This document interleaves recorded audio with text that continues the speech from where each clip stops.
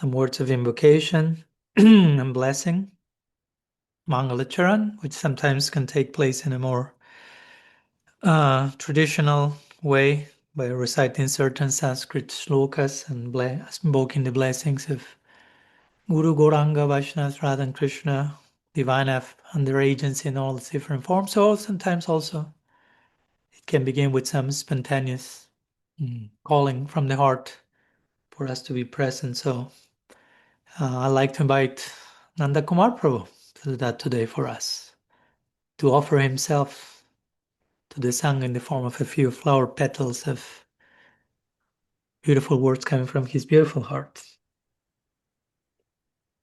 Hare Krishna. I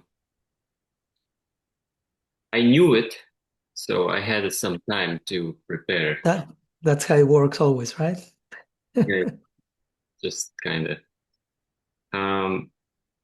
I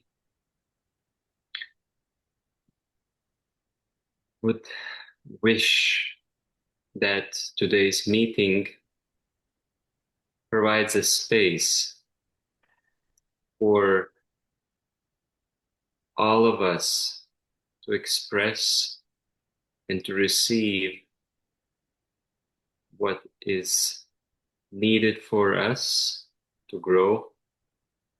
And it has the space for the good and the bad, the beautiful and ugly, and that it is contained in this loving undercurrent of very powerful force,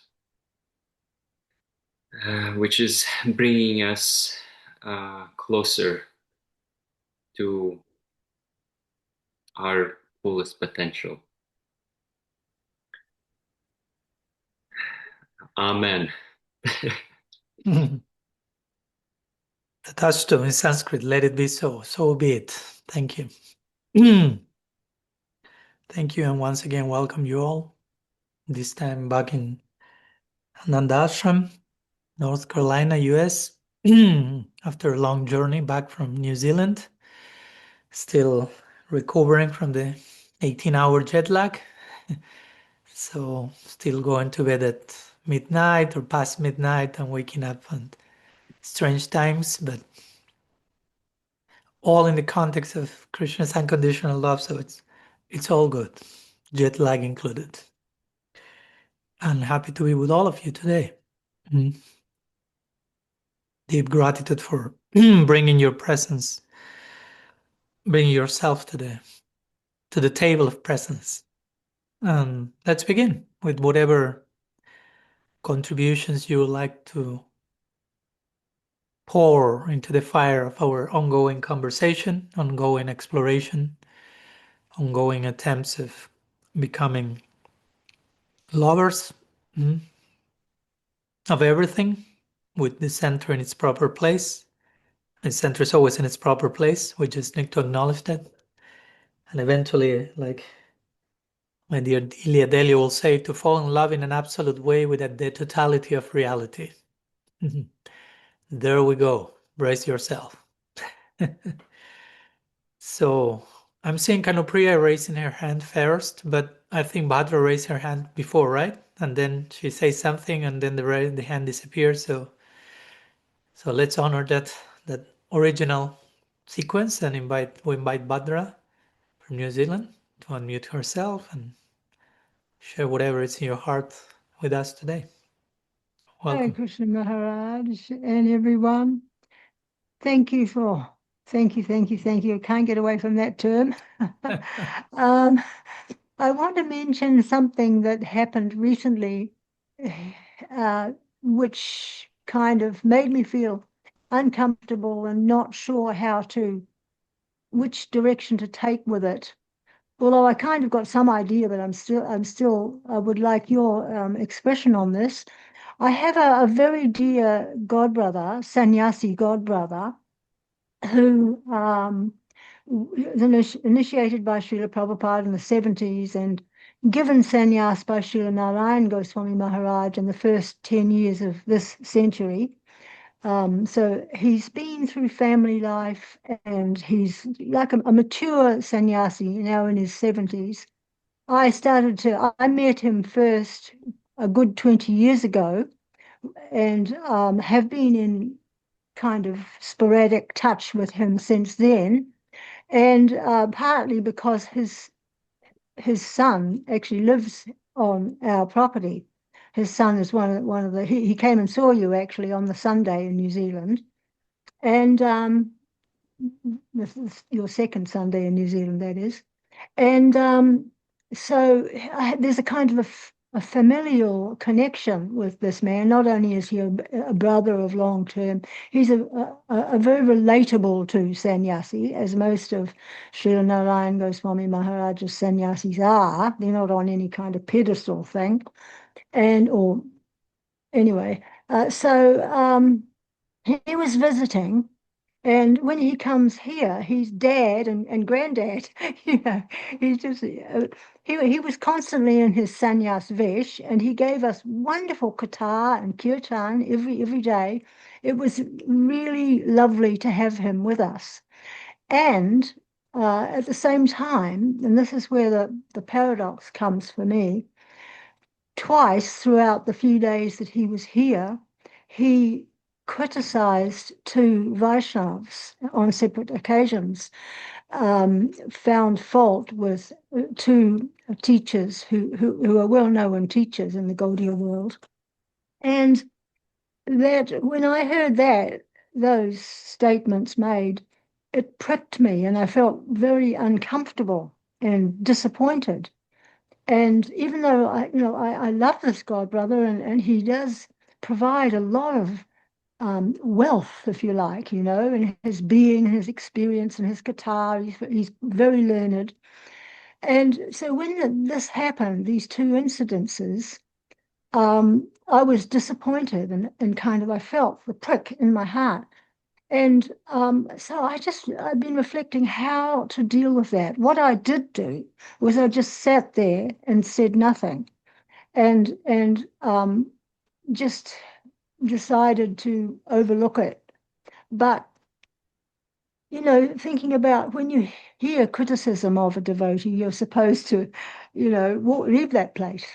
And that wouldn't have been a cool thing to do in one sense, because I find myself in the position of senior lady in the area, and to get up and walk out when our guest in our home said something that displeased me would have disrupted the whole dynamic.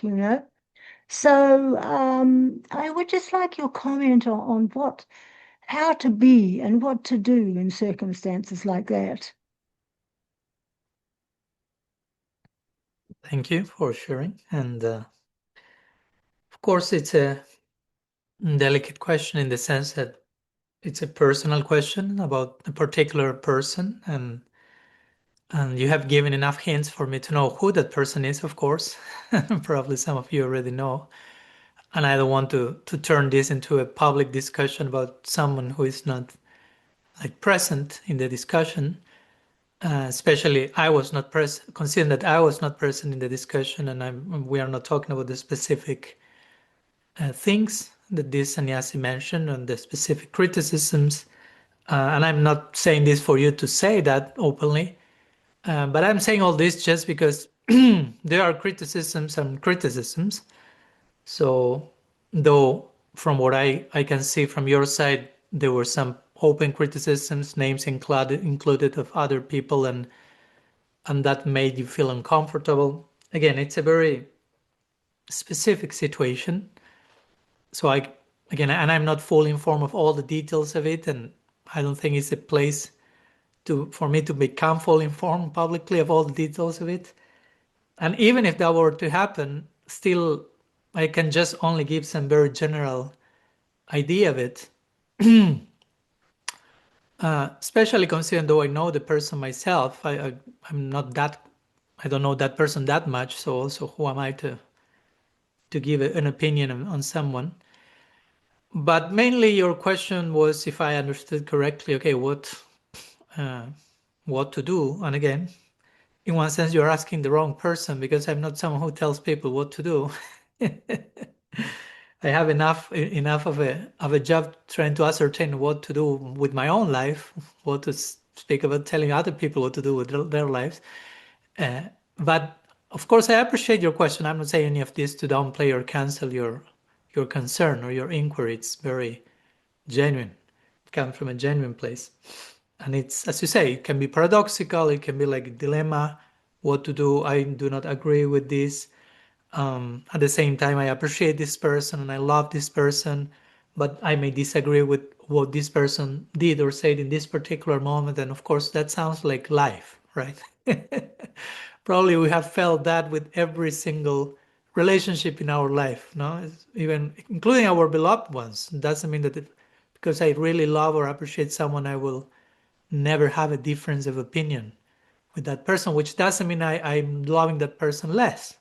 Sometimes we have this, I don't know, maybe subconscious belief that loving someone fully and perfectly means you cannot disagree on anything with that person, which I think is a pretty flat, shallow notion of love, which does not give space for disagreement. It does not include, it does not have the capacity to increase in the context of disagreement, right? So love for me is such a powerful force that not only it can accommodate disagreement, but it can continue to grow in the face of disagreement. No? But again, in our beginning stages of love, we may think love is just the person I love. I must fully agree with them on everything. Absolutely, there cannot be a space for any disagreement. And of course, when something starts to come as a potential disagreement, we whether overlook it or force ourselves to agree to the thing that we actually disagree. Or if we are open ourselves to disagree, we may feel that our whole relationship with that person may feel threatened. But all that may be inviting us for it. It may be just an invitation for a deeper form of love that can include disagreement. That I can tell you, Bhadra, and I'm just giving an example here, using you as an example. Bhadra, I disagree with you on this, but I'm not loving you any less, so to say. I'm not appreciating you any less. Actually, the disagreement we are having and how we are dealing with the disagreement, if we have a proper affectionate connection, we'll be dealing with the disagreement in an affectionate way. So the only thing that will happen as a result of that will be that affection will increase. And that doesn't mean that because affection increased, now both have the same opinion about the topic we were disagreeing a moment ago. Not necessarily. No, the example I give always, there are few examples we can give even about eternal disagreements. Differences of opinion in eternity, right? But Vaishnavas three Vaishnavas will think Krishna is an avatar of Vishnu. Gaudiya Vaishnava will say the other way around. And both can enter into eternity with their corresponding disagreements. Right? That I have a difference of opinion doesn't mean that you are wrong and I'm right, or vice versa. It just means I have a difference of opinion, a difference of taste, if you will. No? Like you tell me, oh, my favorite fruit is peach, and I will say, oh, my favorite fruit is whatever, grape. We have a difference of opinion. Doesn't mean that you are correct and I'm wrong, or you are wrong, I'm correct. So, as I say always, we gave this example, I think, in New Zealand. At night, Yashoda Devi in Vrindavan, Nitya Vrindavan, at night she wants Krishna to have very sound, deep sleep, to rest, because she always will feel as the personification of overflowing Vatsalya. But my son is too weak, he doesn't eat enough, though she feeds him a count up to the neck. He plays too hard, his friends are a little bit intense in their wrestling. He must be so tired, he needs to sleep fully without interruption, hopefully more than the normal. That's what she wants in her Vatsalya Bhav. No? I had a glimpse of that with my mom. I mean, if I tell my mom I slept 3-4 hours, she will be in anxiety. If I slept 10 hours, she will be in ecstasy. So to say, right? But Celia will be nourished. So she has that opinion or that flavor or that desire, Yashoda. Sri Radha and the gopis have not that opinion, clearly. They are waiting for Krishna to meet them in the night trees for Rasa Leela, to not sleep at all, basically. So that's a difference of opinion. You might call it disagreement, difference of opinion, but they love each other. Despite having a difference of opinion forever in eternity. So you can have a difference of opinion for someone for eternity, and that not only does not get in the way of your loving connection, but somehow facilitates the increase of affection. So all this to say, and going back to your question and your situation, again, though I don't want to tell people what to do or even to sound like that, but what I will do in such a situation, if I, as I trust from your words, is okay, this is a person I appreciate, we have a bond as brother and sister, we have a good connection, then you should trust that the nature of that loving connection will increase even when you express a disagreement or difference of opinion. So what I will do, trusting on that connection, I can think of friendships and loving connections I have in my life with whom I have differences of opinion with, and I'm not someone who can just swallow that and eventually implode. So I need to bring that to the table for the sake of my mental health, but also for the sake of the relationship. Because if not, and when I do that, again, in the context of trusting the loving connection we already have, I can only witness the loving connection increasing before my eyes. Of course, it may be uncomfortable. I may bring the topic. There may be still a difference of opinion, and we may be invited to learn to harmonize and accommodate a broader spectrum, a broader arrangement of tastes. But that's how we grow, right? So that's what I will do myself. Again, I'm not telling people what to do, but I will say, try to talk to that person. Trusting the loving bond that's already there. From your words, that's already there. So there should be space between brothers and sisters, between family, between everyone, between guru and disciple as well. It's not that just equals can share their differences. As long as it comes from a respectful, loving way, there should be place for any type of conversation, including any type of difference of opinion. And when we are bringing the difference of opinion, of course, we're open to change our opinion if we are brought within enough evidence to leave certain assumptions that may have been in our own opinion or perspective of the other person. So many things can come, right? When I bring a point for conversation with someone, many times there are assumptions, there are filters, there are prejudices that we are carrying or the other is carrying, and hopefully in the midst of those conversations, both are willing to let go of that so the truth conquers. Satyam eva jayate. May truth be always victorious. That's the motto. No?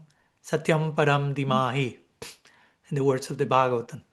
Let us always meditate on the supreme truth, what implies let's approach reality and let's approach each other with the willingness to be shown what is truth and at any given moment, and with the willingness to let go of that which gets in the way of us embracing truth at any given moment. That's deep discipline. That's tapasya. But that's a very needed and desirable one. So those will be my thoughts. Again, not necessarily addressing all the specifics of this situation because I'm not fully aware of them, but more as a general template of how I will personally deal with a situation in where I have a difference or even a strong difference of opinion with someone I know, I appreciate, I love. That has happened in my life many times. And every time I bring the situation, not necessarily every time the result is the same.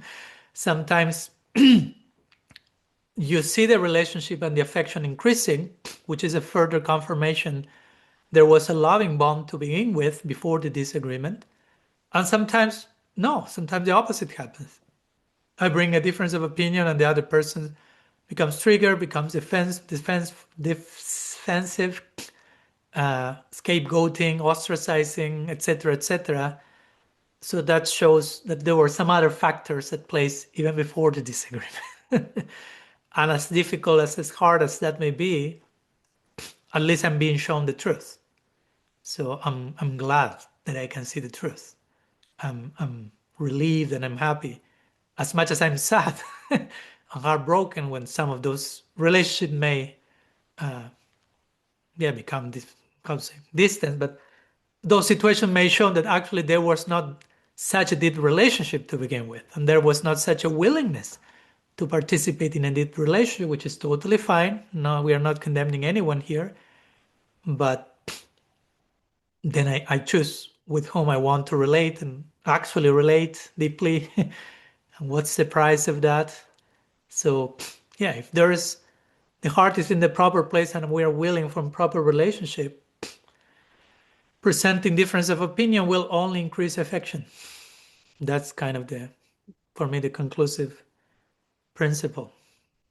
So that will be it from me for today, Bhadra. What do you think?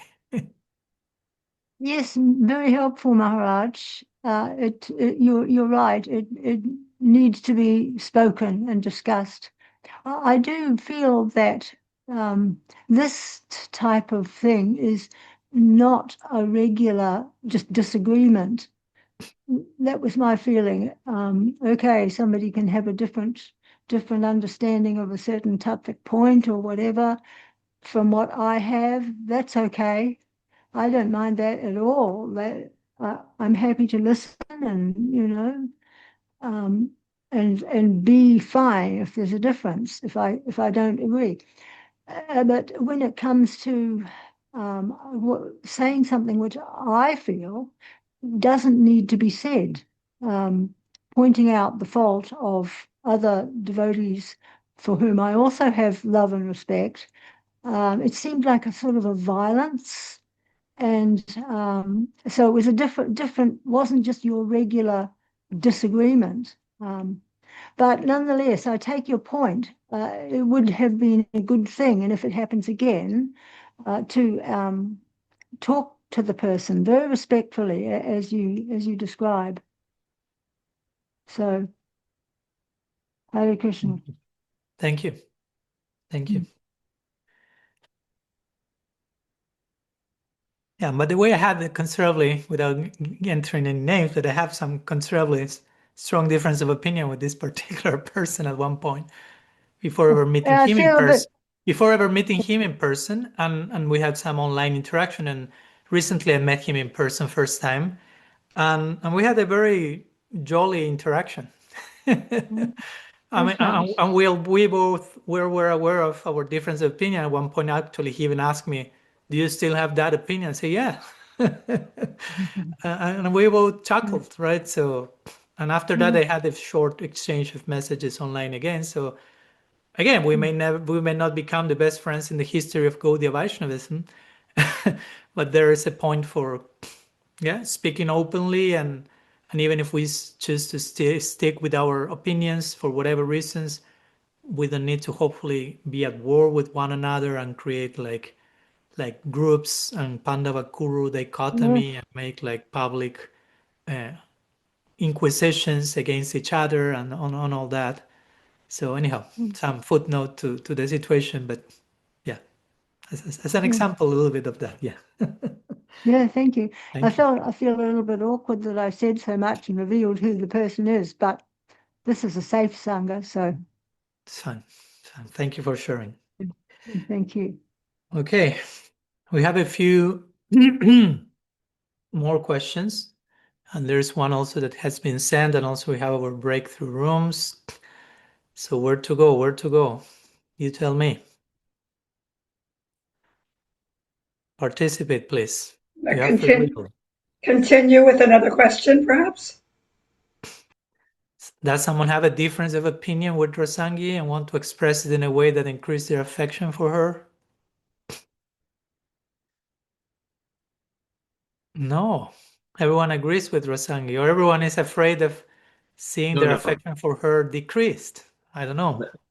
Let me try. Let me try. This is such a important topic which comes up, and I really would like to see it a little personally discussed with someone. Okay, it's interesting because now in the chat I see like 2 other people saying, let's continue. So I'm being thrown in the dilemma now. Someone save me, please. We could take a poll. Oh yeah, we can do a poll with Zoom, right? Maybe if we are streaming live, I don't know if that's allowed, but it may take too much time. I don't want to. Let's hear 2 more voices about what they think. And if not, we will organize. Okay, what Teresa says continue. Sorry, Nanda Kumar, that's it. But we will organize a post-satsang meeting with Nanda Kumar, and you choose 2 people. You let me know then privately, and we can organize a private meeting for you to discuss this. Why not? That's how we can find harmony and organize everything. Okay. I'd like to go with a question before going to Kanopriya, Candrika, and Rasangi, and whomever else may have their hand to raise. There was a question sent to me by a Vaishnavi from India, Subilasini. She is not able to connect live, so she requested if we can address the question, if possible. So I'll read it. It's sent here. Here, Katie is saying she would like to personally discuss the topic with others. So then you have Nanda Kumar, Katie, and whomever else would like to discuss the topic. You can stay by the end of our satsang, and Bhaktarasa will facilitate and bonus extra added feature breakthrough rooms for those who like. So let's go to Subilasini's question. Okay? So it's like this. I have a small doubt regarding non-inherence of bhakti in the jiva. If I'm not mistaken, she told me she also was reading my first book in this connection. Probably from reading that, the doubt came. If bhakti is completely dependent on the association we choose, how is that the same devotees hearing and associating with the same sadhu develops different moods? Good question. Say, for example, in a society like ISKCON, where almost everyone reads and hears from Srila Prabhupada, many devotees have different inclinations. Is it because they don't have proper Sambandha Gyan, or because of their past association they are inclined in a particular way? Though Mahaprabhu came to give Radha-dasyam, which is the ultimate conclusion of all the Rupanuga Guru Varga, why is that many people are inclined towards a different form of the Lord or want to serve Krishna in a different mood? I have heard Gaudiya Vaishnava tradition encompasses all 4 rasas except Shanta, but are there different paribars or lineages for nourishing the different mood of service? If someone is aspiring to a different mood, is it necessary that they seek association from their respective parampara? Okay, so we have like 10 questions in one, but they're all somehow related. So it's one. It's all one. Everything belongs. So we'll share some thoughts about it. Let's see where this takes us. So, okay. So first of all, we have to make the statement that according to Shastra, and I know that again, going back to differences of opinion among Vaishnavas, not everyone somehow agrees with this, but for me it's quite clear in Shastra, and that's what I tried to share in my first book, Inherent or Inherited, Bhakti in the Jiva according to Gaudiya Vedanta. Bhakti comes from sadhu sangha. Okay, Bhakti comes from Bhakti. Bhaktya sanjataya bhaktya. Says the Bhagavatam. Bhakti comes from Bhakti. From Bhakti in the form of sadhu sangha. Chaitanya Charitamrita says Krishna-bhakti janmamul hai sadhu sangha. The root cause that gives birth to Krishna-bhakti is sadhu sangha. Guru Krishna Prasadepai Bhakti Latavich. By the grace of Krishna and Guru, one receives the seed of bhakti. And so on and so forth. I don't want to torture you with all the statements. I've made that torture in written form in my first book. So for me, it's overwhelmingly clear the point that bhakti is a gift. So we have the potential, inherent potential to embrace bhakti, but we do not have a predetermined loving disposition toward Krishna in a particular rasa. That's something we acquired as grace through association. That's my understanding of what Shastra for me says to me in a very clear way. So the question says, in bhakti depends on the association, which is what I just mentioned. How some devotees who hear and associate with one same sadhu develop different moods? No, if they are not coming with some predetermined inbuilt affinity. And of course, there are many answers to this. She gives an example of ISKCON, and Srila Prabhupada being the founder Acharya of ISKCON, and most, if not all, members of ISKCON mostly and mainly listen and read from Prabhupada's books and teachings.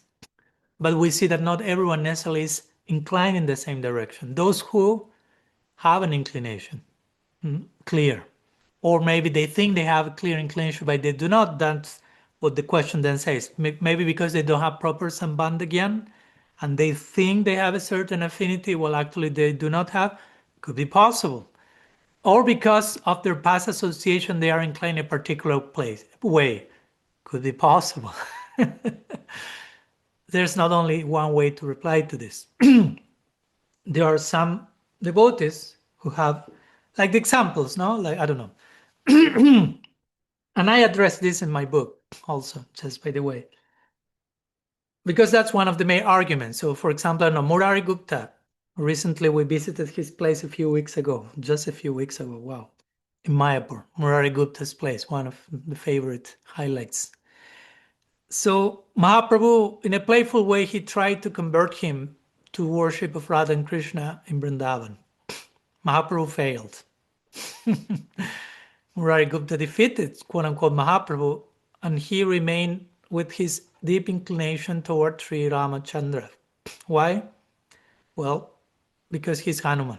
Now, some people will say, no, if bhakti comes from association, why he was not changed by the association of someone like Mahaprabhu? Well, because in this case, he's a Nitya Siddha, an eternal associate of Ramachandra with a sthayi bhav, with a fixed eternal emotion, and he's Hanuman. But in other cases, someone may not be an eternal associate, but may have enough bhakti samskars or devotional impressions that predispose that person in a certain direction. And eventually, even if their guru in this lifetime, I'm giving just hypothetical scenarios here, is in a different mood, that person is carrying already a momentum of bhakti samskars in certain directions. So despite association with other sadhus in different moods, that won't be changed. It may be influenced and added with certain flavor, but not changed from, let's say, Sakya to Vatsalya, so to say. Sorry. And a very clear example that will be for me about this, and again, in this regards, some of you may have a difference of opinion with me, and maybe after this we can go to breakthrough rooms to speak about difference of opinion. One very clear example, since you mentioned ISKCON and Prabhupada, is Srila Prabhupada himself, which I personally consider had a deep affinity and was deeply steeped into Sakya Rasa. And my conclusion is not from my own thought, but from what Prabhupada himself said many times. Things like, I'm a cowherd boy, right? You cannot get more specific than that, right? Because some devotees say, no, but this guru and this guru say that. Okay, I don't want to downplay whatever anyone said, but if we are trying to ascertain Prabhupada's eternal affinity, let's take as the main praman or evidence what Prabhupada himself said. And he said many times, I'm a cowherd boy. Actually, yesterday, interestingly, I was speaking with a devotee friend of mine from Argentina. We joined basically together, and we are still friends. And he visited the ISKCON temple in Buenos Aires, and Malati Devi, Prabhupada's early disciple, was there, and she gave a lecture, and actually someone asked her about Prabhupada's eternal affinity, and she very unapologetically and very normally say, oh, Sakyarasa, he many times confirmed to us in the early days. Most of us in the beginning days assumed that was his affinity for many things, and he many times said, yes, I'm a cowherd boy. Like normal, right? And next question. So I'm saying all this because Prabhupada's guru, Srila Bhaktisiddhanta Sarasvati Thakur, was not in Sakyarasa. He was in Madhurya Bhav. He was Nayana Mani Manjari. So one could again infer, oh, if Prabhupada took association, his main influence was his guru Madhurya Bhav, he must be Madhurya Bhav. But he clearly said, I'm in Sakya Bhav. But his Sakya Bhav is a particular type of Sakya Bhav which allows for a considerable influence of Madhurya Bhav. This Sakya Bhav is called Priyanarma Sakya Bhav. So that's a way we can harmonize that particular case. I'm just giving one example. At the same time, as you say, Subilasini, there's also exists I gave example of a Nitya Siddha Hanuman. I'm giving example of some may call Prabhupada Nitya Siddha, some may think of him as a sadhana Siddha. As Prabhupada said, the important word here is Siddha. So I gave an example of a perfected sadhaka or Siddha, if we prefer to think that we knew historically Prabhupada. Now we can go to someone who is not that much advanced, and as you say in your question, may lack sambandha gyan, which means knowledge about our relationship with Krishna, knowledge about who we are, what everything is. And I've seen that also, that in some cases I've seen the devotees saying, oh, I think my relationship with Krishna, like, if you started this sentence saying, I think, that in itself shows that you are not there yet, right? If you have a very deep affinity, you won't be expressing yourself in those terms. I think, probably, I guess, I assume my affinity. No, that's not how it works. When you gradually expose yourself to a certain type of association, and again, that doesn't need to be one's Diksha Guru, Siksha Guru is from one who is most deeply affected. Of course, in time that will create some scars. One may already come with some samskar from previous life. This may not be the first lifetime. Someone is practicing Bhakti-rasa, someone is with the microphone on, I think.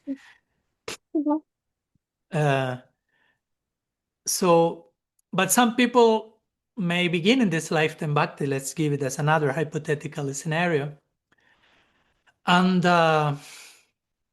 may lack certain sambandha gyan, certain depth into practice, into realization. And let's be honest, sometimes you can have a sentimental projection about your relationship with God. Let's say you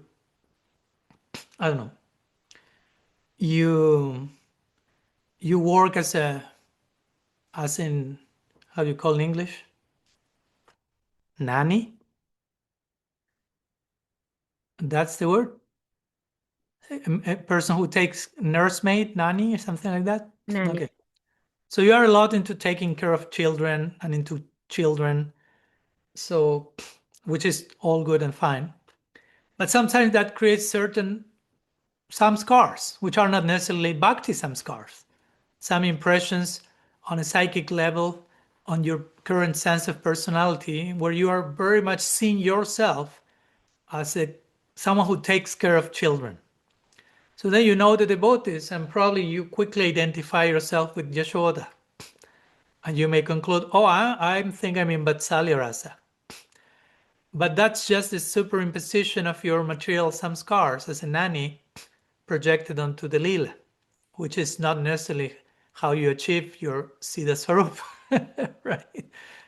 And why I'm saying that, again, I don't want to downplay your being a nanny or having maternal instinct in this lifetime, but that's not enough for you to attain an identity in lila. Why? Because the identity in lila is centered on loving Krishna and not so much centered on how other people relate to you. I don't know if it's clear. Because in any relationship, let's be honest, and hopefully you don't find out Maharaj is taking the danda here and becoming too strong, but I think this is what it is. We may relate to people in this world, okay, as our friend, as our son, children, wife, baby, nanny, whatever. But ultimately, all those are upadis, temporary designations. Ultimately, we are invited to relate to every person for who that person actually is, not for who they are in relationship to me in this particular lifetime. You want me to say that again?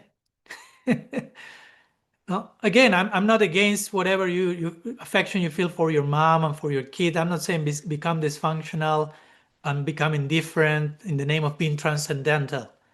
We have to begin somewhere, and beginning somewhere is if you have a child as a mother, please, for God's sake, be a good mother and love your child, but allow the relationship to eventually grow and blossom to a point that you can relate to your child not only as your child. I'm not saying at one point that stops in this life, but at one point that has to allow for a deeper connection between soul and soul. Because your child won't be your child in eternity. I mean, we have been having so many children, we have been children of so many through many lifetimes. That's the main principle of reincarnation, brings that sense of detachment, hopefully in a healthy way. Again, I know this has not many times been presented in a healthy way. I have created a dysfunctional detachment and aloofness from all things material. But also we have to be careful not to overtly pound that post to the point that we really become entangled into something that is inviting us for something deeper. So ultimately, we are invited to relate to people for, how to say, we are invited to relate to people for who they are in relationship with Krishna, not for who they are in relationship to us. The latter is the definition of self-centeredness. If I just see you for who you are in relationship to me, I'm putting myself in the center. That's a basic definition of selfishness. Again, and I don't want to make you feel guilt but try to understand my point. We may not be able to be there yet. That sounds more like the goal of life to attain that where we are. And we may have to begin somewhere. We may need to relate to people for who they are, my mom, in relation to us. We have to begin with that reference point. Okay, my mom is my mom and I'm their son and he's my brother and he's my... But eventually we need to outgrow those designations and learn to relate from a more deep and universal soul level place. And loving everyone, again, for who they actually are, which is not limited for who they are in connection to me. That's self-centered. No? Let's be honest. Even as a mom, I'm sorry, I don't mean to insult any of the moms present here, which are a lot. Please, don't bank a conspiracy against Swami Padmanabha. Keep loving him. I need your maternal blessings. But if you love your child only because it's your child, how much you're loving the child, or how much you are loving yourself through the child? And again, sorry if it sounds too intense. Again, we have to begin somewhere. But what does prevent me from loving every other child in the world in the same way? Well, probably because they are not my child. And again, I'm not condemning any of that. Don't get me wrong. But that's a beginning step. Oh, look, I love my wife because it's my wife. I love my child because they're my child. I love my mom because it's my mom. If I, me, mine, the I, me, mine sequence is not included in the equation, I do not love that so much. That's a beginning stage of learning to relate. But eventually, that needs to be outgrown. At one point, I don't need to love you because you are my something. I, me, mine. Aham mameti. Bhaktivinoda Thakur will say, that's samsara, where we build a sense of identity based on things belonging to us.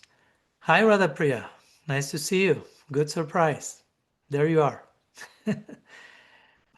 So aham mameti means my sense of I depends on what I own, what is mine. Now, the great news is that nothing is yours.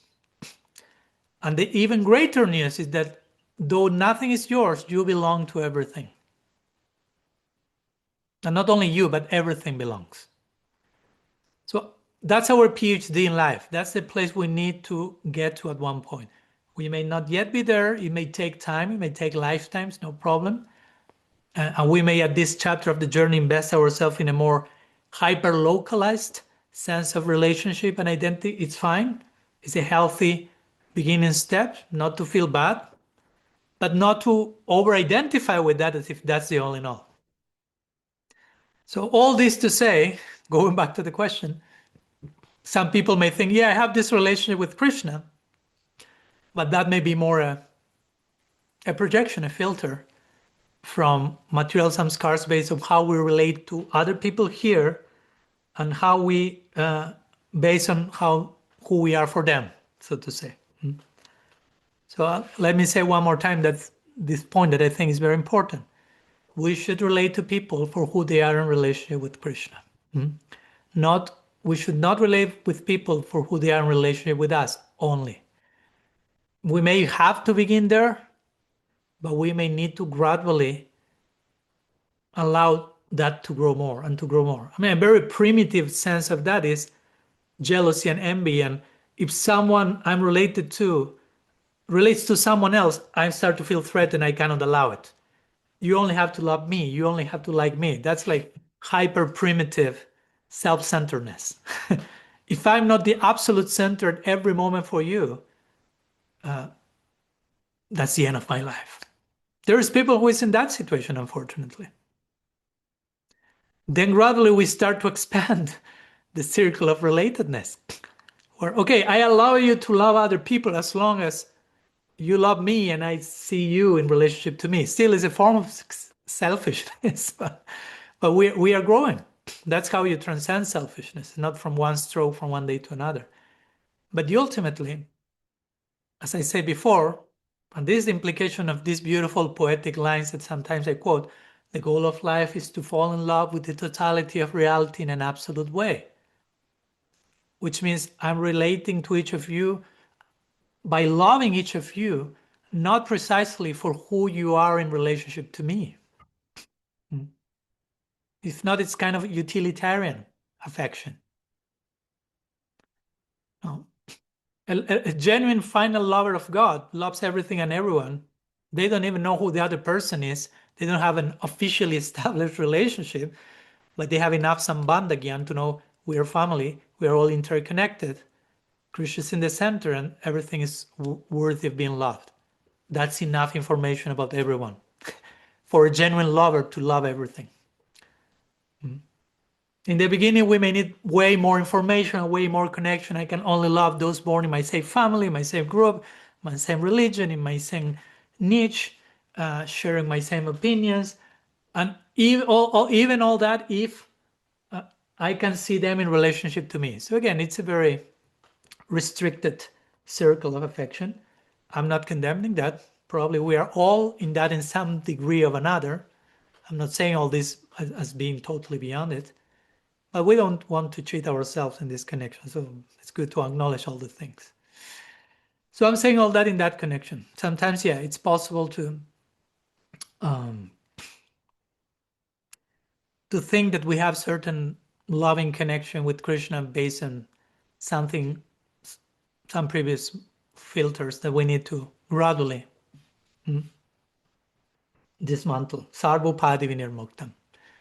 Gradually, we need to get rid of all these false designations. It takes time. But meanwhile, we are in the work. We are in the fire. We're in the alchemy. So everything is fine. As long as we are open and sincere to be shown what needs to be shown to us at any given stage of the journey and have good support and company and sincerity of heart, that's it. So that will be in reply to the first part of the question. And very briefly, two more things to conclude. I don't want to overextend myself, though I already did. Suvilasini says, though Mahaprabhu came to give Radha-dasyam, which is the ultimate conclusion of all the Rupanuga Guru Varga, put pause there. Not necessarily every single Rupanuga Guru Varga, which means a member of the Guru Parampara in the line following Rupa Goswami. Not necessarily everyone is in Radha-dasyam, as I already gave the example of Srila Prabhupada. I can give many other examples. Krishnadas Babaji Maharaj, a god brother of Prabhupada.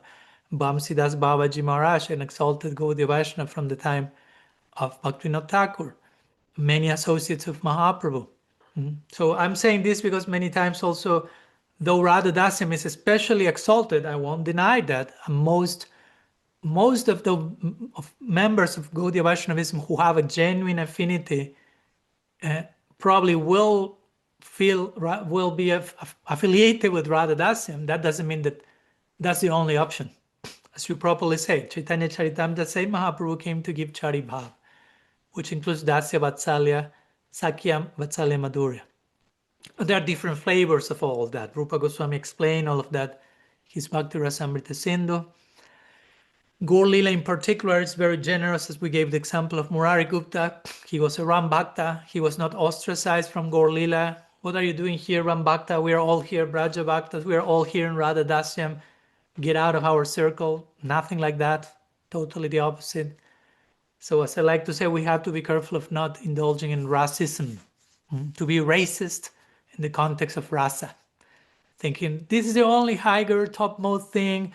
Everything else is lowered. That's not bona fide. This is the only one thing, which I happen to be in casually, coincidentally. So those are more forms of beginners fanaticism or something. There's so much space for so many things. So, and again, in proper connection with Mahaprabhu's line, if for whatever reason, previous lifetimes or whatever, one has an affinity other than Radha-dasyam, there is place for that affinity to be nourished. One doesn't necessarily need to shift parivar or sampradaya lineage for that to be the case. Of course, I'm talking in general. Every specific case is what it is, and a specific case. And in some cases, I've seen devotees who felt the need to connect with another Vaishnava line, with another wisdom tradition, to nourish their genuine affinity. And if that's genuine, that's to be celebrated. Again, I wouldn't say they are leaving or betraying. Again, as long as it happens from a genuine, respectful, appreciative place, so many things can happen in the journey. So I like to conclude on that open note of uncertainty and generosity. So I hope that helps. Suvilasini, of course, there's much more to say, but we have a few more raised hands.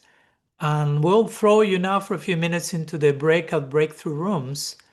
And let's see what happens after having said all that I've said regarding first difference of opinion, topics regarding bhakti's inherence or inheritance, topics relating to people for who they are in connection to God, not necessarily to us, and the process in between.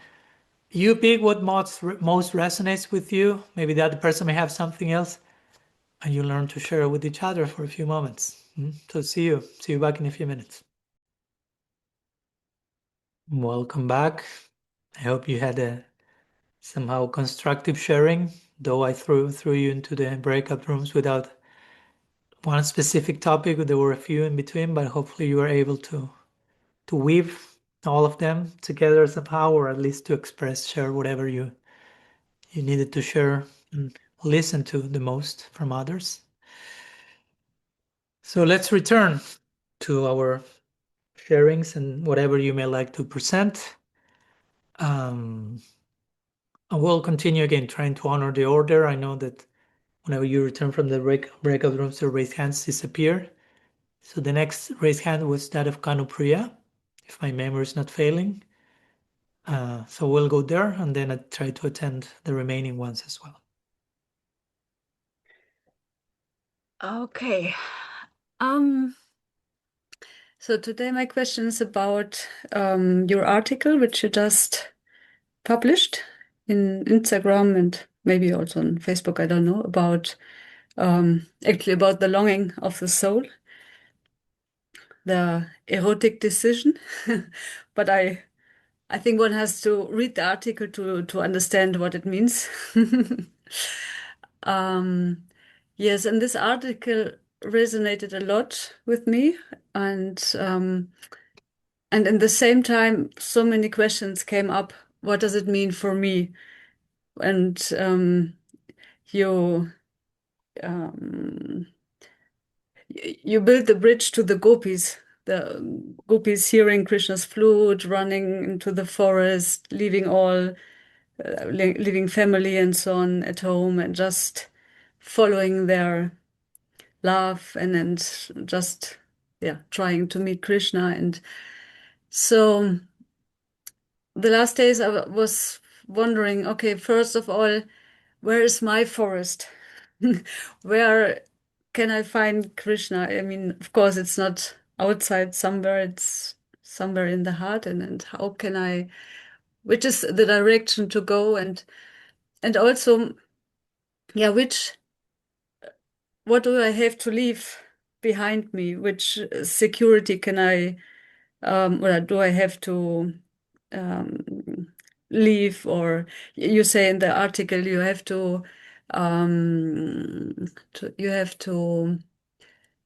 let go, also your false ego roles and security and so on. And so I was wondering, okay, what does it mean for me? And how to not prematurely leave something. Also, for example, of course, if I have small children, it's maybe not the right time to leave my family and whatever, move to the temple and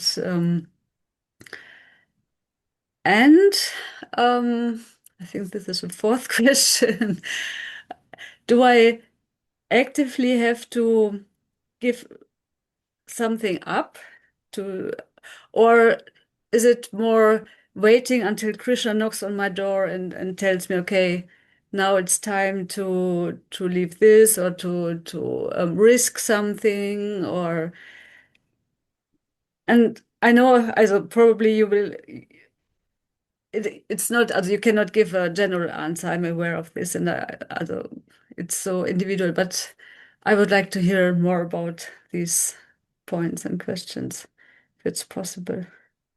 Thank you. Yeah, it's possible. We'll try. As you said, those who have not read the articles may not have a very clear idea what we're talking about here.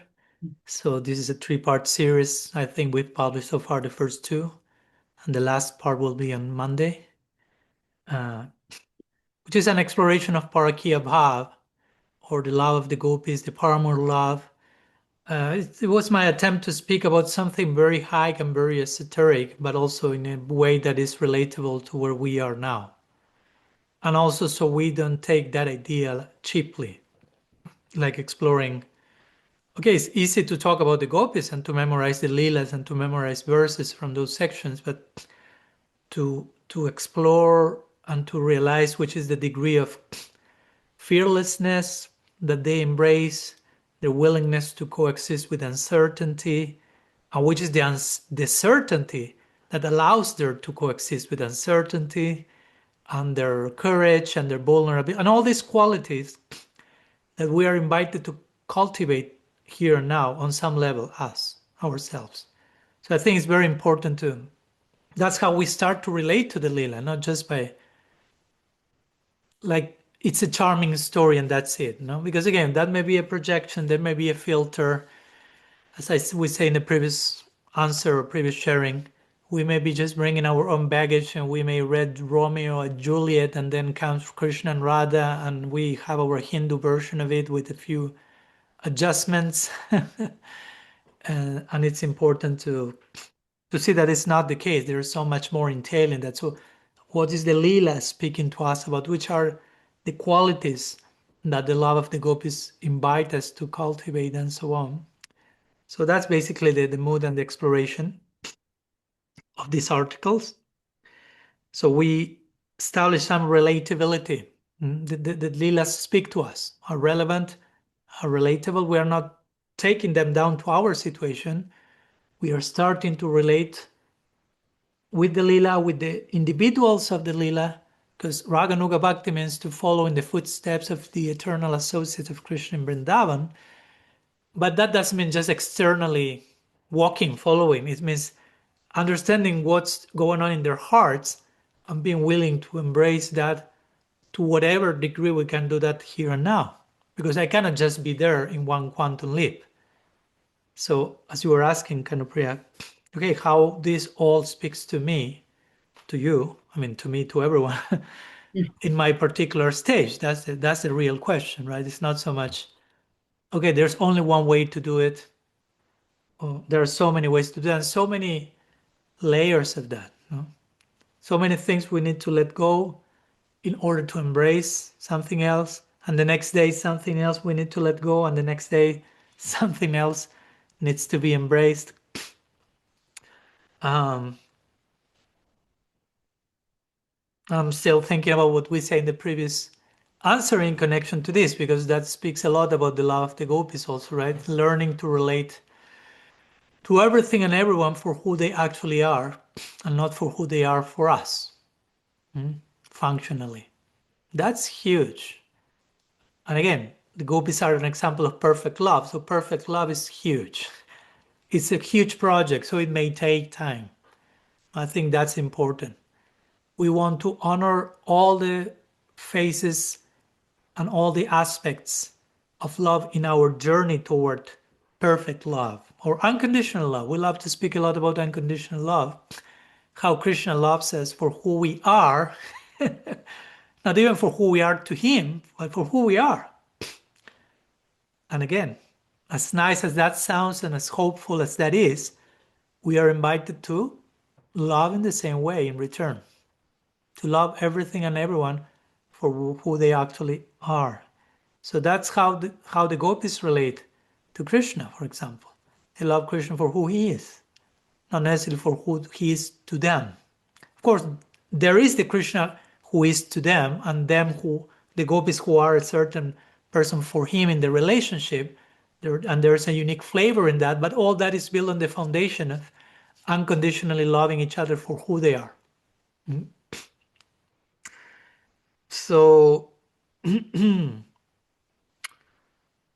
speaking about love and speaking about the love of the gopis and speaking about letting go of something in order to embrace something else, also that needs to be done in a very healthy way, sustainable way.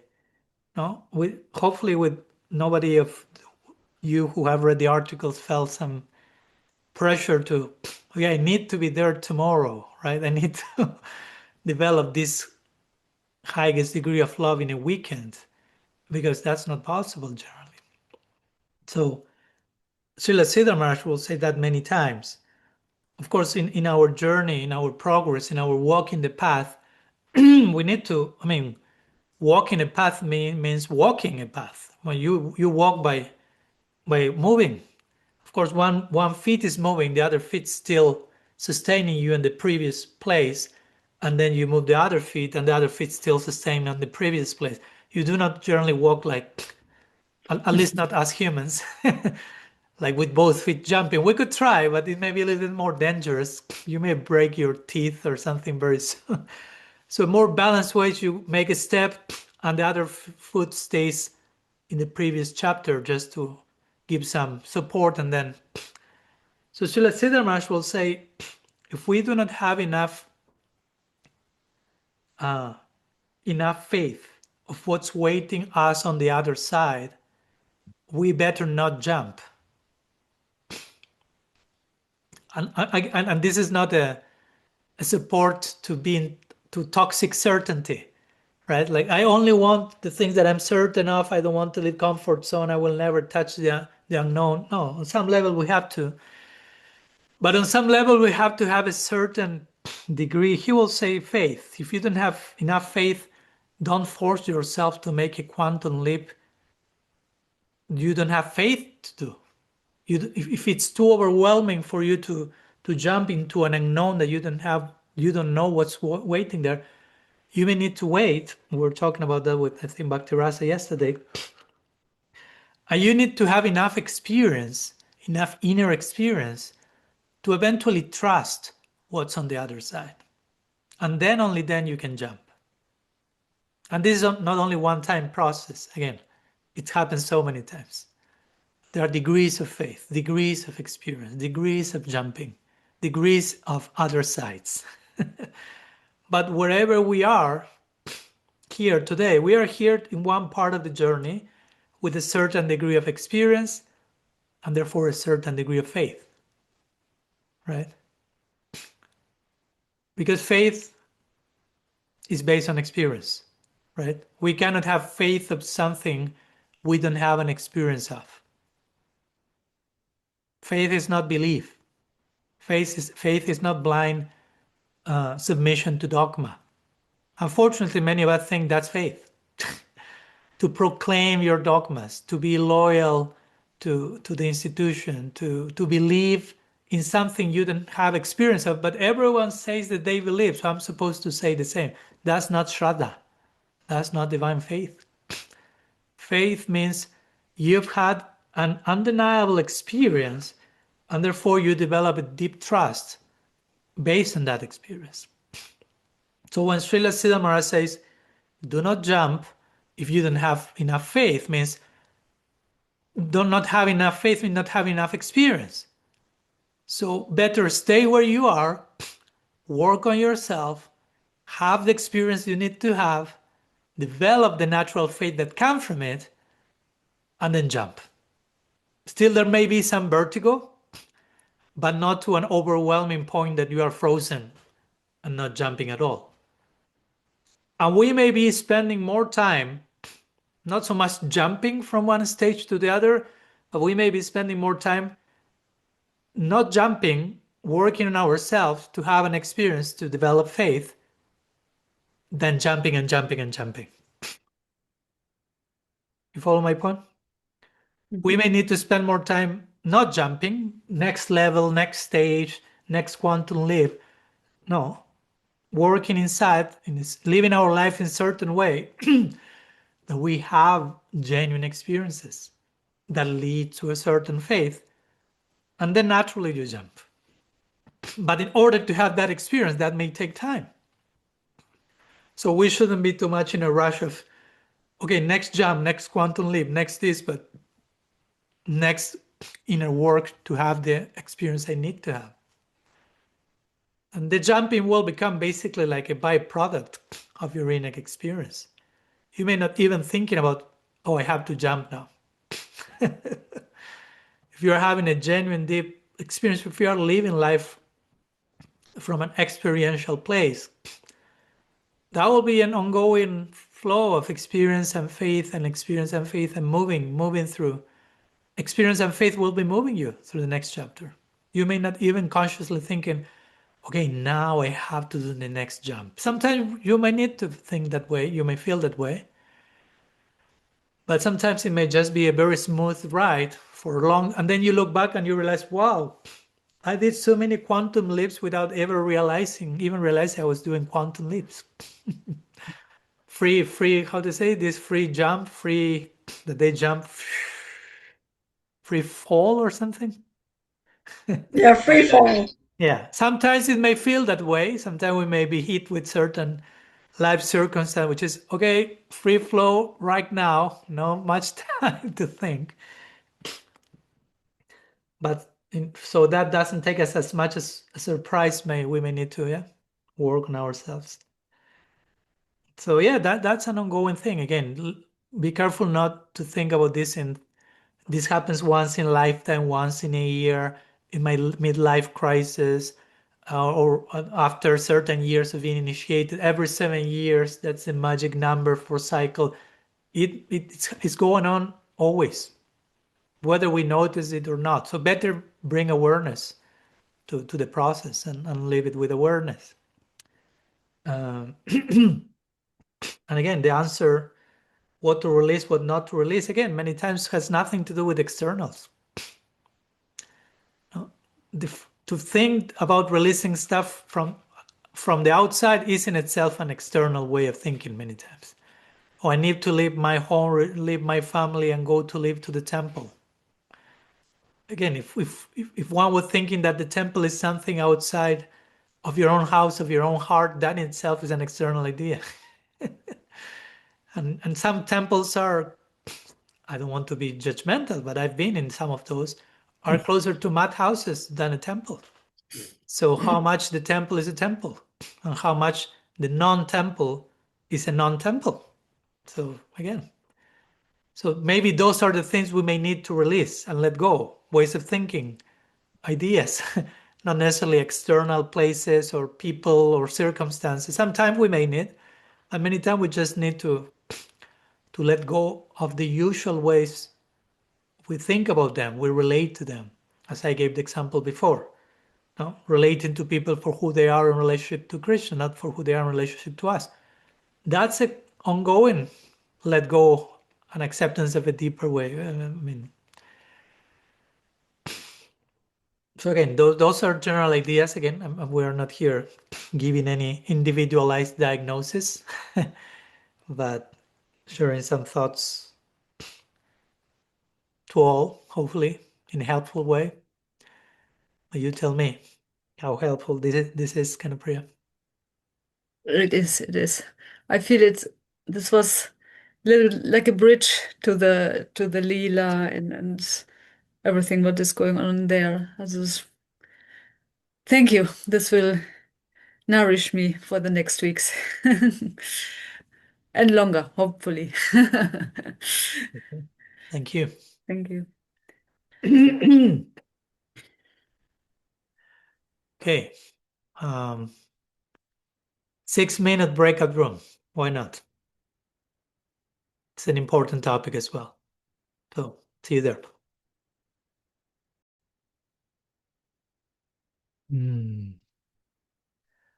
Welcome back. Shorter, but hopefully even sweeter. It's getting sweeter all the time, like the song says. We'll continue with the next offering, question, theme, exploration, quest. I think, the next raised hand was that of Candrika. And then we have Rasangi. So we'll try to cover both those bases. But invite Candrika first to unmute herself. Welcome. Thank you, Maharaj.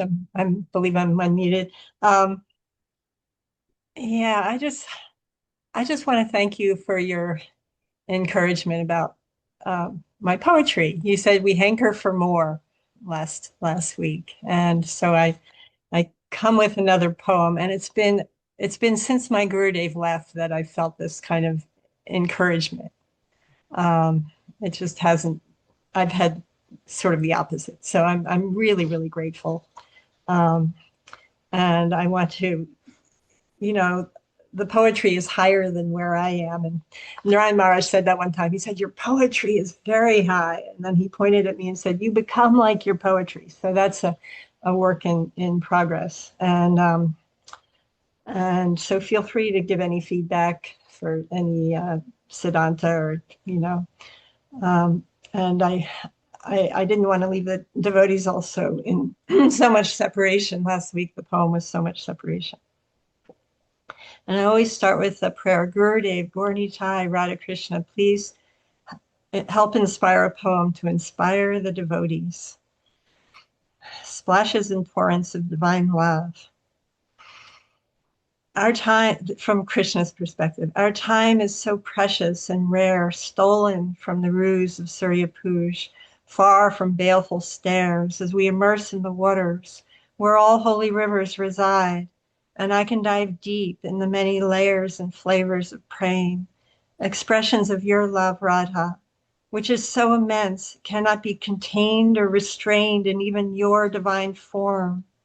So as I swim invisible beneath the surface and loosen the garments of the gopis, I unleash a flood as love overflows through your expansions, even as all of you retaliate with splashes, berate, and call me reprobate, as the sacred waters churn, until I can barely discern floating lotuses from your faces, as praying that was forged in the fire of separation.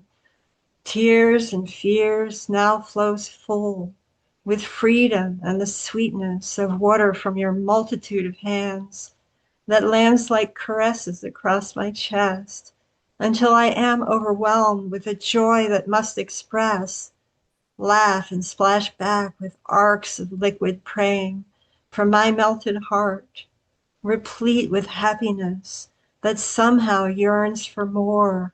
As you escalate, as if in response to my desire, use weapons that pump missiles of water that drown me in sensation until I must lose my senses. So I dive deep to seek the origin of so much feisty feminine beauty. Radha, my queen, fountain of Ladini Shakti, I crave the intimacy of you, and soon, before our time expires, perhaps your merciful Manjari gopis have prepared and will guide us from your kunj to hidden kunj, softened by petals and bedecked with blooms, carefully arranged so each fragrance enhances your scent. I find you at last and clasp, only to be slapped and pushed away as your conflicting emotions of shyness from training is restraining your deeper yearning that pulls me close enough to tempt you to reach for me. So I now carry you floating on waves of praying, reflecting on the surface waves as my sakas battle your sakis with weaponized liquid. I lift you from these waters to a place where all devotion and passion may be fulfilled, and drown this separated creation for all time in the possibility of all souls tasting a particle of our bliss through prayers and chants and remembrance in your dance that leads to the entrance of eternal happiness that cannot be gleaned from the pretension of imitation than pain. Dear Jivas, dive deeper than shame, protected by blame. Dive deeper, devotees of all faiths. Let our love wreath and cool your inflammation and warm the places where you are cold. Heal the wounds from the bites of your self-immolation. Stop slapping and pushing us away. Please, we implore, let our love pour through every cell of forgetfulness and increase our joy and pleasure with the treasure of yours.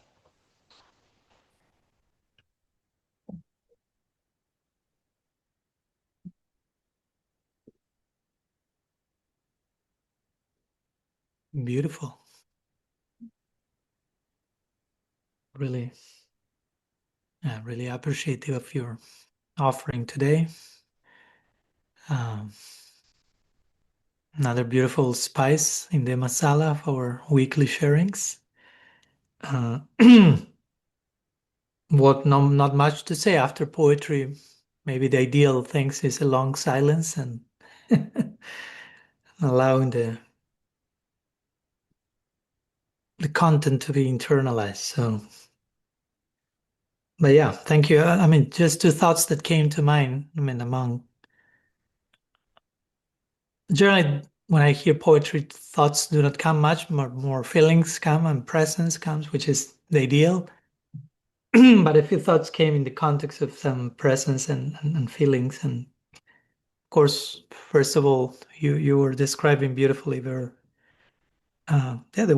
water battle, at least a part of your, if I understood correctly, the water pastimes between Radha and Krishna and the battle, but the battle is of course a battle of love at the end of the day. And I couldn't avoid thinking of the Kam Gayatri, which is the last of the Diksha mantras one receives in the Gaudiya Sampradaya. And without entering into all the details of it, which are ideally not to be shared publicly, there is a word there of Krishna, which is Ananga, which means without limbs, right? Anga means a limb. Ananga means without limbs or unaware of one's limbs, which is another way of saying someone who faints. Mm-hmm. And that verse speaks not about watery pastimes, but that line in the Kama Gayatri speaks about Pushpavanaya, like a flower battle, and invokes the imaginary of Cupid. And there are different ways of understanding that last line, but one of those is like to think about Krishna being impacted by, he's Cupid, but he's, as we were talking in our recent Avdi Parikram, his cupidity personified, but he becomes cupidified, so to say, by Radha herself, right? Because Krishna is Madan Mohan, the Cupid of Cupids, but Radha is Madan Mohan Mohini, she who is the Cupidess of the Cupid of Cupid. So as Krishna makes Cupid Ananga, as Krishna makes the material Cupid faint in the face of his beauty and love, Krishna, the Cupid of Cupids, becomes Ananga himself, lost awareness, faints in the face of she who throws flowers, or in this case water, and impacts. The strength of her love is such that Krishna cannot but lose awareness, faint in divine love, right? So that came at one point when you were describing the powerful loving interactions with water, which is a beautiful symbol for the ever-evolvingness of love, right? Which is always flowing. It's never the same. So thank you, and thank you for bringing poetry into the conversation. Of course, poetry doesn't necessarily only means, okay, here's a poem. Hopefully everything we say and do is a form of poetry, but sometimes we need to bring overtly poetry to remind ourselves we are all meant to become poets in our own way, right? One of the 26 qualities of the Vaishnava mentioned in Chaitanya Charitamrita is Kavi, right? Which means poet. And poetry is the language of love. You can only speak about love in poetry. When the time comes to speak about rasa prachar, trying to say something about love, poetry is the only available resource. And something interesting that I realized last night in connection to Kavi, I was reading Bhagavad Gita. It was chapter 8. So at one point of the chapter, the word Kavi comes in connection to Krishna. And of course, in Sanskrit, every word can have a multitude of meanings, not necessarily closely related. Sometimes yes, sometimes no. But this one, there was a very interesting one because it was related to Krishna's Kavi, but Kavi is translated here as omniscience, omniscient, referring to Krishna, right? So he's omniscient, Kavi. So I immediately couldn't avoid thinking of Kavi as a poet. So, and the connection between poetry and omniscience. In other words, omniscience doesn't necessarily mean you know everything, but you perfectly know all that needs to actually be known. And poetry is basically the language to convey that. Poetry is the language to convey all that needs to be known, love. So that's its own form of omniscience. So that's how I made that connection with Kavi as applied to not only to Krishna, but to us as aspirant poets and aspirants omniscients in getting to know what actually needs to be known in the best possible way. So thank you. Deep gratitude for bringing your offering today to the fire, to the yajna, for enriching the weekly yajna with your unique, individuated offering. We are all very much appreciated. Hare Krishna. And thank you for saving us from the ocean of separation you left us last week. We're almost drowning. We almost lose a few members during the week, but they all survived. They're all still here. Probably they were intuitively waiting for the reunion that comes after separation, and that's probably the main reason why they show up this week to the satsang. Let's see who comes next week. We'll see. Thank you. Rasangi, it's your turn to crown the meeting with your offering. No, I cannot speak after that. There's nothing to say. And my question is going to take a while because I'm appreciating that you're pounding the post about matter. And I've been reading the last chapter of Radical Personalism again. And I have some questions about arti. And it's hitting me very profoundly. I don't even know what I was thinking. 50 years of standing there in arti. And now I'm reading this and it's becoming clearer. And so, yeah, I just want to wait till next week. Okay. If you Okay. feel more comfortable like that, it's totally fine. Thank you. Raise your hand first, and we will try to honor that Yes. first. Why not? Yes. Still, we have a few minutes in case someone else has something to share today. You are still invited to do so. It's not that you only had your chance to raise your digital hand the first 10 minutes. You can do it now. If you have any topic, themes, explorations. If not, it's perfectly fine also.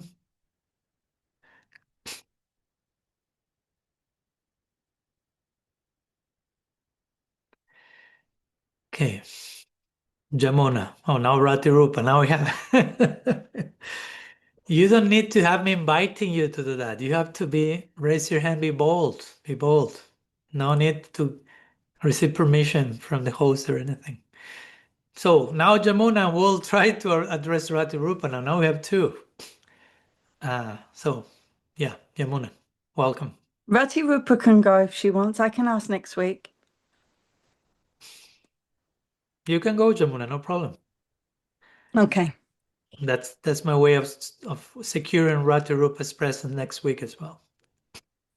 So this was something that came up a while ago. Kruneshri, Anuradha and myself were discussing some months ago. And Kruneshri brought up this point about Bhagavan. How Krishna is known as Bhagavan and the qualities that represents, or fame, or wealth, or beauty, or knowledge, or strength, or renunciation. But he doesn't speak anything about love. So here I am just mentioning that. I wondered if you had any reflections on that. There's nothing about unconditional love or somebody being all loving. It's more like, I don't know, this, yeah, I know what I feel, but I can't voice it clearly. So it's more of a status. It's more of a status. It's more like, here comes Bhagavan. He has all fame. He has all beauty. But there's nothing about, he has all love. He has all compassion. These like endearing, if somebody's all wealthy, it's like, great, good for you. But love is, that's what moves the heart. Even beauty is something, I can't even imagine how beautiful.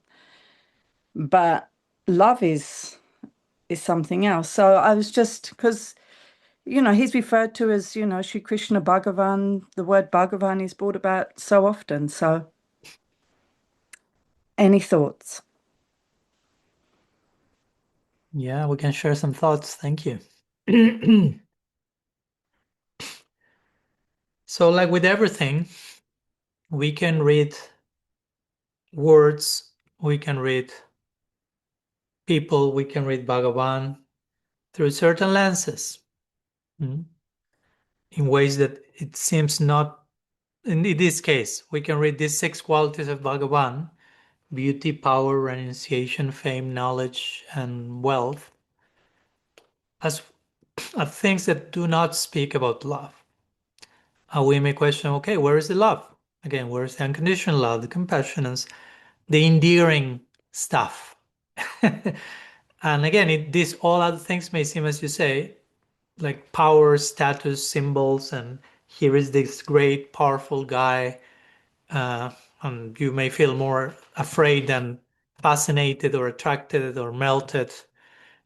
So what to do with that? Shall we dispose of Bhagavan? Shall we erase these 6 qualities? Or shall we explore them in further depth and look at them in connection to love. How each of these 6 attributes of Bhagavan are all ways of speaking about his lovingness. So I'm inviting you to that journey, Yamuna, today. And all of you, me included. So we can briefly go, because of course there's not too much time, but we'll briefly go and we can go more in detail at another moment if that's required. To each one of those 6 qualities, and somehow not redefine them, but just seize, understand them deeper, hopefully, as shedding light on love. So, I don't know, let's begin with, knowledge. So, Bhagavan is he who possesses full knowledge.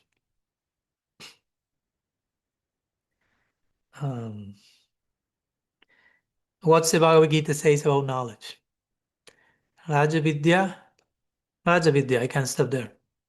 Topmost knowledge is bhakti. Bhakti, loosely, in general, we can translate as love, loving devotion. So he possesses full knowledge, means he possesses full love.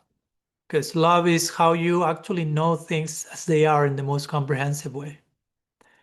We are not talking here about God being just omniscient, a very refined scholar, a guy with lots of information, more than Google and ChatGPT put together. We can go to all those places, but that's us going there. That's not necessarily what the word knowledge ultimately points to. Okay? So knowledge. I'm just checking the boxes quickly. We could stay with each one and we could write the whole book about that. That's probably a project for you, Jamuna. Rediscovering and healing Bhagavan. Renunciation. In Sanskrit, one word for renunciation is vairagya. Vairagya means translated as detachment or renunciation, but actually vairagya means a very special type of attachment. So it speaks about attachment, divine attachment in this case, loving attachment, which makes you renounce all that gets in the way of that which does not promote a very special type of loving attachment. So in that sense, God is absolutely renounced, not because he's indifferent, because he's not empathic, because he's aloof, but because he renounces. In the context of him being love, we have to start from that definition. God is love. So naturally, he renounces all that gets in the way of love. And he invites us to do the same. So in that way, you can see renunciation in connection to love. Power, next one. Power doesn't mean just big biceps. Biceps, you say in English? God is like a Arnold Schwarzenegger 2.0 with big arms. Sometimes in India, they make murtis of Krishna that looks like a weightlifter or something, but that was not the point. The ultimate power is love, again. As I'm trying to write in the next book, when we speak about God's omnipotence, yeah, God is omnipotent. And the main facet of omnipotence is he's all-loving. That's the ultimate way of speaking about omnipotence. The most powerful thing in the world is love. The greatest force in creation is love. So if someone has full power, means that person possesses the most powerful thing, which is not a nuclear bomb, it's love. That makes you the most powerful being, the most loving being. Why we go somewhere else? Well, of course, probably because someone else has explained to us these verses in another way. And it's okay. That's a reading of the verse in a more basic way. But maybe now it's time to read it in a more detailed way. Wealth. Yeah, of course, we can say Krishna has full wealth, has Narayan, he's married with Lakshmi, lots of money and opulence in Vaikuntha, no shortage in the bank account, in the divine bank account. So if you need money, pray to him, he will give you that money. All that is real in one level. That's not our reading of wealth. No? The ultimate wealth is love. Prema dhana. No? That's what Narottam Das Thakur writes. Golokera prema dhana harinam sankirtana. Golokera prema dhana. Dhana means wealth. Golokera prema, the wealth of the prema dhan, immediately the word love comes next to wealth. The wealth of the love of Golok is coming into this world by Harinam Sankirtan. That's a way of praising Mahaprabhu. So immediately the word wealth is put right to that. Again, many people outside of our circle say wealth is not the person who has the most money. No, it's the person who is most fulfilled in the inside and has more love and so on. So this is a common idea beyond our circle of what real wealth is about. So, and I'm giving example by example, so for us to learn to, when we hear these words, renunciation, power, knowledge, we have to play out the ultimate implications of each one of them, not just stay with the most basic definition. Wealth means just money. No, ultimately, what wealth must be.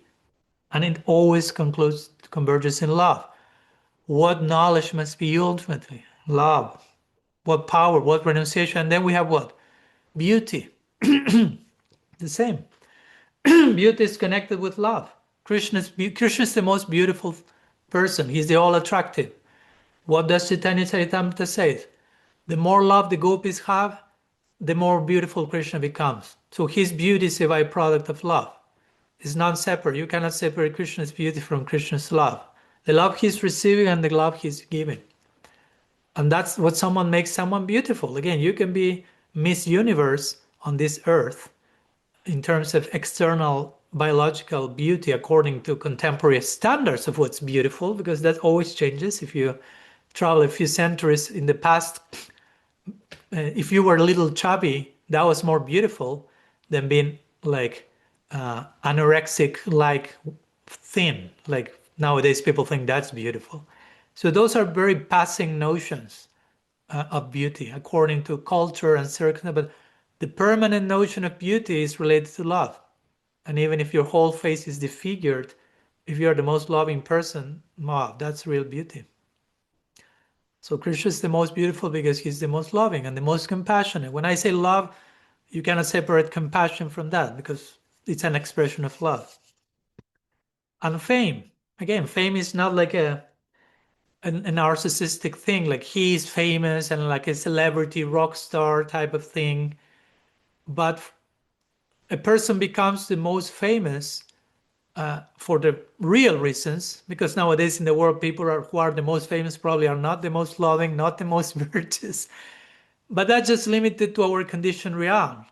In the higher, in the broader, in the bigger picture of reality, the most famous people are the most loving people. Even if in this world they are not known, they are crucified, they are killed, they are burned, nobody knows about them. In the bigger picture, they are the most famous ones, because love attracts the... Fame is not a bad word, right? So real fame, healthy fame, is attracted to love. So the most famous people is... The most famous person is the most loving person. That's the basic connection. So we develop, the idea with all of this is that we develop a healthy relationship with all these words: beauty, power, renunciation, fame, knowledge, and wealth, by relating each one of them with love. So, sorry, have an alarm here. So that's a brief attempt to redefine these 6 qualities of Bhagavan in connection to love.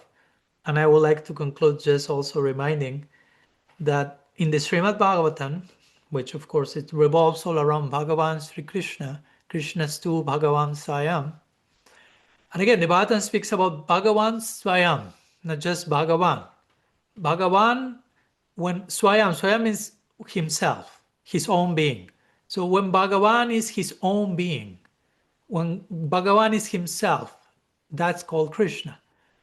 And then we found Krishna as being an ocean of love and intimacy and sweetness and compassion, and exhibiting all the 6 qualities of Bhagavan, for a very charming place.